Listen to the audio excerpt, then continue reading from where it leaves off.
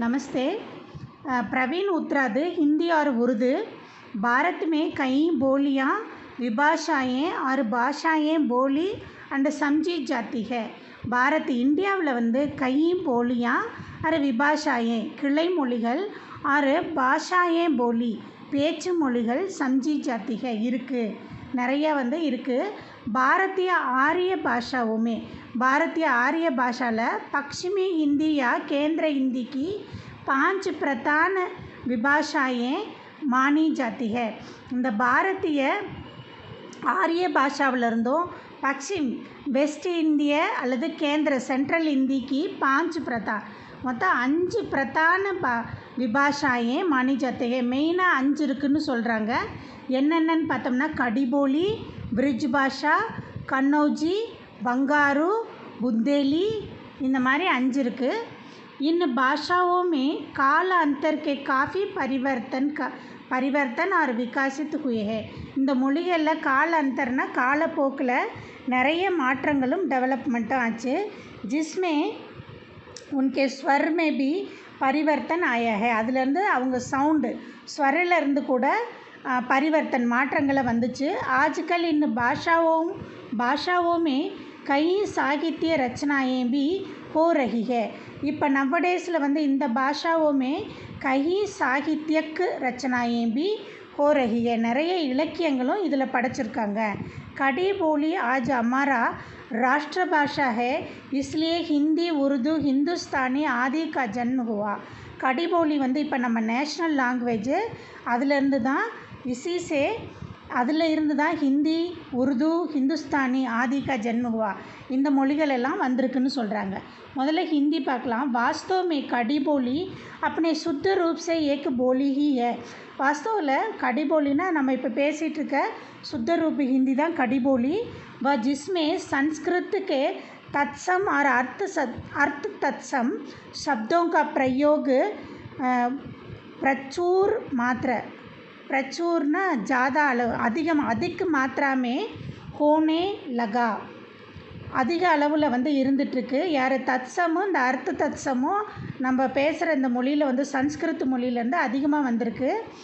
சாகித்ய ரச்சனாएं भी इसे खूब होने लगी। இதுலேயும் சாகித்ய ரச்சனை நிறைய இலக்கியங்கள் படைச்சிருக்காங்க। लगे तब वह हिंदी कही जाने இப்படியே போயிட்டே இருக்குது ஃபுல் ஸ்டாப் இல்லாமல் திரும்ப பார்க்கலாம் நம்ம। वास्तव में कड़ी बोली रियल சொல்லணும்னா कड़ी बोली अपने शुद्ध रूप में एक बोली है। நம்ம பேசக்கூடிய ஒரு மொழி தான் இந்த कड़ी बोलीன்னு சொல்கிறது। जब इसमें संस्कृत के तत्सम और अर्थ तत्सम दोनों தத்சம்னா சமஸ்கிருத வார்த்தை வந்து அப்படியே அதை எந்த மாற்றமும் இல்லாமல் மீனிங்லேயும் சரி எழுத்துலேயும் சரி அப்படியே எழுதுறது தத்சம் ஆறு அப்படியே வருது। இப்போ அர்த்த தத்சம் அப்படின்னா அதில் லிட்டில் கொஞ்சம் ஹாஃப் பாதி சேஞ்ச் ஆகி பாதி இதில் வரும்। அந்த மாதிரி கொஞ்சோண்டு சேஞ்ச் பண்ணி அதை பிரயோக் ஜாதா மாத்ரு ஹோனே லகா அதோட யூஸுகள் வந்து அதிக அளவில் வந்து யூஸ் பண்ண ஆரம்பித்தோம் நம்ம இந்த कड़ी बोलीல। और साहित्य रचना भी इसमें खूब होने लगी இதில் நிறைய இலக்கியங்களும் படைக்கப்பட்டுச்சு। तब यह हिंदी कही जाने लगी அப்போ தான் வந்து இதை நம்ம ஹிந்தின்னு சொன்னோம் அப்படிங்கிறாங்க। சரியா என்ன சொல்லியிருக்காங்க அப்படின்னா இது வந்து நம்ம ஒரு போலியாக கடி போலி ஹிந்திங்கிறது ஒரு போலி கடி போலியிலேருந்து வந்த போலி। இது வந்து சமஸ்கிருதத்திலேருந்து தத்சம் அர்த்த தத்சம் சப்தம் வந்து அதிக அளவில் யூஸ் பண்ணியிருக்கோங்க। இதில் நிறைய இலக்கியங்களை படைச்சிருக்காங்க। இதில் வந்து இஸ்மே ஹோனைக்கு நிறைய இலக்கியங்கள் நிறைய இருக்கனால இது ஹிந்தியுமே இது சொல்லப்படுது ஹிந்தின்னு சொல்லலாம் அப்படின்ட்டு। व्यवहार और राजकाज में प्रयुक्त होने के कारण நம்ம அன்றாட ரொட்டீன் லைஃப்லேயும் நம்ம அரசியல் வாழ்க்கையிலையும் யூஸ் பண்ணுற காரணத்தினால एक राष्ट्रभाषा और राजभाषा बनी गई है। இதுதான் நேஷ்னல் மொழின்னு சொல்கிற அளவுக்கு ஆயிடுச்சு।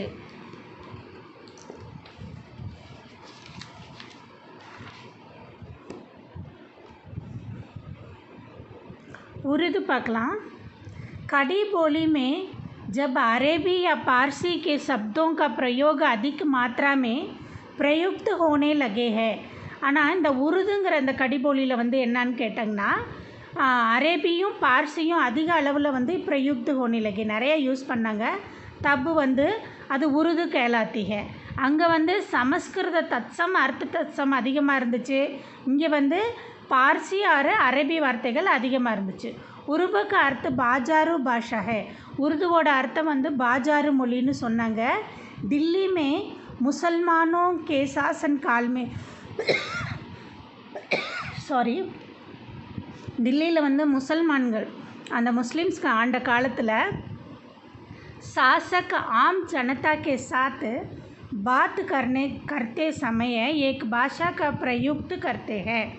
அந்த சாசக்னா ஆட்சி பண்ணுறவங்க வந்து ஆம் ஜனதானா அங்கே வாழ்கிற காமன் பொதுமக்கள் கிட்ட பேசுவதற்காக करने के लिए एक भाषा का प्रयुक्त करते हैं. ஒரு மொழியை யூஸ் பண்ணாங்க. उसी भाषा को उर्दू यानी बाजारू भाषा कहते हैं. அந்த மொழியை தான் உருதுன்னு சொல்லுவாங்க, இல்லைன்னா பாஜாரு மொழின்னு சொல்லுவாங்க. इसी बाजारू भाषा का साहित्यक रूप ही उर्दू है. இந்த பாஷாரு மொழிக்கு சாகித்யக்கு வடிவம் தான் உருதுன்னு சொல்லுவாங்க. அதை பாஜாரு மொழின்னு சொன்னால் நல்லா இருக்காதுன்ட்டு உருது அப்படின்னு சொல்ல ஆரம்பித்தாங்க. உருது கே தோ ரூப் பாயே ஜாத்தே ஹே. அதாவது உருதுல 2 டைப்பு பாயே ஜாத்தேங்கிறாங்க. அதாவது दिल्ली लखनऊ आदि के तत्सम कड़ी உருது போலி. தில்லியும் லக்னவும் மொழிகள் வந்து அப்படியே வர்றது. தத்சம்னா அப்படியே வர்றது. அந்த ரெண்டும் வந்து அந்த மாதிரி வேர்டுகளை வந்து அப்படியே போடுறது. அடுத்து வந்து तकनी उर्दू जिसमें भारतीय मूल शब्द இந்தியாவோட மூல சப்தம் அதிக मात्रा में मिलते हैं. அதிக அளவில் இது இருக்குது. இதில் कड़ी बोली हिंदी रूप के भेद को समझने कड़ी बोलिயும் கடி போலி ஹிந்தி உருது பேத் இதுக்கெல்லாம் என்ன வித்தியாசம் இருக்குது அப்படிங்கிறத புரிஞ்சுக்கிறதுக்காக நமக்கு வந்து இங்கே கீழே வந்து ஒரு துல்னா வந்து ஒரு எக்ஸாம்பிள்ஸ் கொடுத்துருக்காங்க. என்னன்னு பார்க்கலாம். एक जन आता है कड़ी बोली, एक मनुष्य आता है हिंदी, एक आदमी आता है उर्दू அப்படின்னு சொல்கிறாங்க. ஆல் த பெஸ்ட்டு, நல்லா எழுதுங்க.